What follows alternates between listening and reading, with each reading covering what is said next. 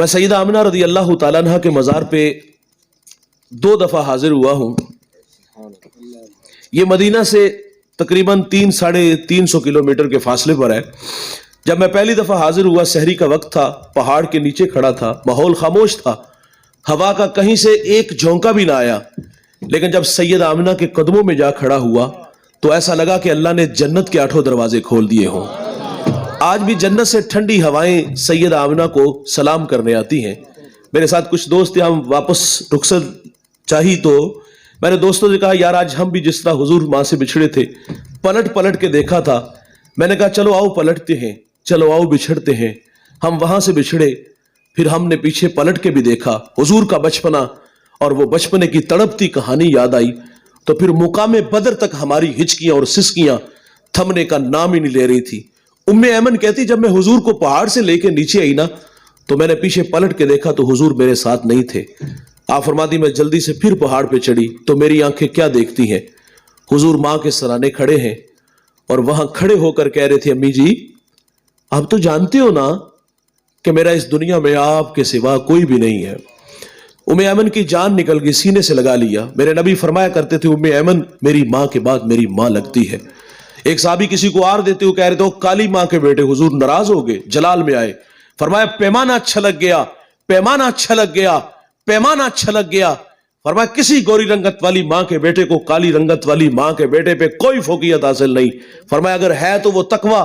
فرمایا مجھے جس نے جنم دیا وہ گوری رنگت والی، جس نے میری پرورش کی وہ کالی رنگت والی۔ آقا فخر سے فرماتے کہ میں محمد بیک وقت 2 ماؤں کا تنہا بیٹا ہوں۔ 6 سال کی عمر میں ابوا کے ٹیلے پہ ماں خاموش ہو گئی، پھر کفالت کا ذمہ آپ کے مہربان دادا جان نے اٹھا لیا۔ دادا سے بڑی محبت ملی، کھانا کھاتے ہیں، ساتھ بٹھاتے ہیں، سوتے ہیں، پہلو میں لٹا لیتے ہیں۔ ذل کعبہ عبد المطلب کی مسند بچتی تھی جس پر بیٹوں کو بھی بیٹھنے کی جرت نہیں تھی، لیکن حضور لاڈلے بڑے تھے، دادا کی مسند پر بیٹھ جاتے، بے پناہ محبتیں وصول ہوئی۔ بھائی جان غم کی کہانی نہیں ٹوٹی، سیلاب نہیں تھما۔ 2 سال گزرے کہ آپ کے مہربان دادا جان کا بھی انتقال ہو گیا۔ راوی لکھتا ہے کہ مکے کے بازار سے ایک جنازہ اٹھا، آگے آگے جنازہ اور پیچھے پیچھے 8 سالہ بچہ ہے جو اپنے دادے کی جدائی میں اتھرو بہاتے ہیں۔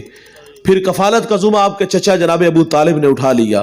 چچا نے بھی بڑی محبت دی، کھانا کھاتے ہیں، ساتھ بٹھاتے ہیں، سوتے ہیں تو پہلو میں لٹا لیتے ہیں۔ زندگی میں امتحان بڑے آئے بھائی، عام الحزن آیا، وہ غم کا سال جس میں شفیق چچا اور آپ کی رفیقہ حیات بھی دنیا سے چلی گئی۔ اس سال کا نام غم کا سال تھا۔ حضور گھر میں ہی لگ کے بیٹھ گئے، لیکن پھر کار نبوت کی ذمہ داریاں میرے نبی کو میدان عمل میں لے آتی ہیں۔ ہم نے قوم کے رویے پڑھے، لوگ کانٹے بچھاتے ہیں، لوگ گھڑے کھودتے ہیں، اجریاں پھینکتے ہیں، گلے میں رسی ڈال کے تو دیتے ہیں۔ کتنے دکھ ہیں جو مکہ والوں نے نہیں دیے۔ 3 سال شیب ابی طالب میں محصور رہے، سوشل بائیکاٹ ہوا، ماؤں کی چھاتیوں سے دودھ خشک ہو گیا، بچے بھوک کی وجہ سے روتے ہیں تو مائیں منہ پہ تھپڑ نہیں مارتی، بس اتنا کہتی بچوں اگر تمہارے رونے کی آواز کافروں نے سنی تو وہ تمہارے نبی محمد کو تانے دیں گے۔ بچے خاموش ہو جاتے۔ صحابہ کہتے ہم نے پتے کھا کے گزارا کیا، ہم نے چمڑے بھگو کر کے گزارا کیا۔